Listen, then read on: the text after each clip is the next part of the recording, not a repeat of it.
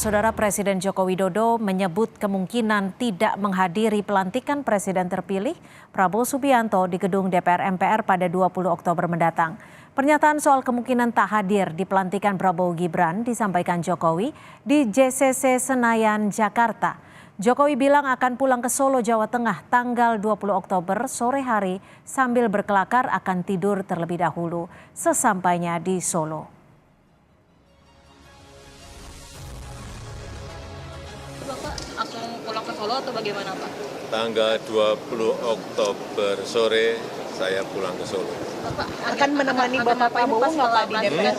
Setelah pensiun, setelah lagi menjabat, Bapak akan aktivitasnya ngapain, Pak? Ada kegiatan khusus yang akan Pulang ke Solo dulu. liburan? Pulang ke Solo dulu. Terima kasih Bapak. Tidur. Bapak akan mendampingi Pak Prabowo Pak nanti pada saat pelantikan, Bapak juga akan di DPR saat pelantikan bersama Pak Prabowo. Ya mungkin. Terima kasih Bapak. Terima kasih Pak.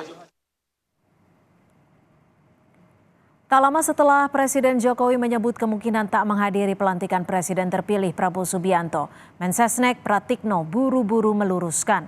Pratikno menegaskan Jokowi akan menghadiri pelantikan Prabowo di MPR pada 20 Oktober mendatang karena sudah lama direncanakan. Menurut Pratikno, setelah pelantikan, Jokowi akan mendahului menuju Istana Merdeka untuk melaksanakan pisah sambut yang nantinya juga akan dihadiri Prabowo. Insya Allah datang. Jadi Pak Presiden memang sejak awal sudah mengatakan akan datang di pelantikan. So pastilah. So pasti Pak Presiden hadir di pelantikan nanti 20 Oktober. Dari DPR ke istana bareng-bareng dengan Pak Prabowo.